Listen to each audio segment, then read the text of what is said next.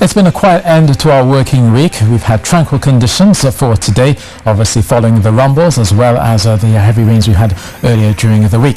In terms of the rainfall for the month of August, we're at near normal levels, just about 275 millimeters recorded so far. We usually expect 264 millimeters, so that's within the normal range of rainfall for the month of August. So that's good news for our reservoirs. You can just see here the shear line and the lingering moisture which was around Trinidad and Tobago over the last few days. It's now sifted towards the south, but still a couple of brief showers are likely around the southern areas. Out towards the Atlantic, around Africa, we just had one tropical wave leaving the coast there. There is some moisture around it, but for the most part, all the way across the Atlantic, we have one tropical wave which has been inhibited by some dry air. So we could be seeing at least a couple of good days in terms of the sunshine for both Trinidad and Tobago. So a fair night for those of you in Tobago, maybe the brief shower around. As you go through your day as well, the daytime heating will likely spark a brief shower around those southern areas of Tobago.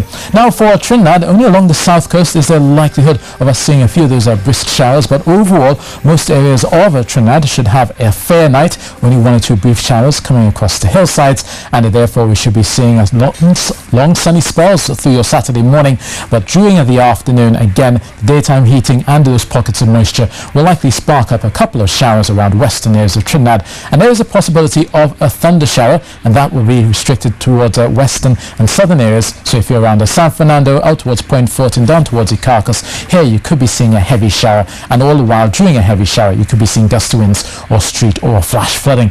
Temperature wise, looking at a cool night, 23 degrees Celsius and 32 degrees Celsius will be tomorrow's high in Trinidad. For the most part, 33 around the capital and 32 in Scarborough, Tobago. And as you can see here, the sunshine is out from Sunday to Monday and into Tuesday. So quite warm weather for Tobago, but it will be quite hot in Trinidad. 33 expected despite the brief showers coming around. The sunshine will be quite intense as you go through the weekend and into early next week. So if you're looking to cool off at the beaches, we do have calm conditions in those sheltered bays, well below 1 meter for the most part. 1.5 meters further offshore you head into the Caribbean. A slight chop for many of you, moderate as you go out into the Atlantic, and short east-northeasterly swells of 6 to 8 seconds. And you've got your low tide at 10 a.m. for those of you bathing, and a high tide at 4 p.m. if you're heading out for an afternoon cruise. Now across the Caribbean, here we have been seeing a mostly settled weather across the eastern Caribbean. There is one tropical wave. It's hard to pick it out. It's just the south of Puerto Rico, but it is inhibited by some dry air, and that dry air will likely push in to the Hispaniola area as they go through the next few days.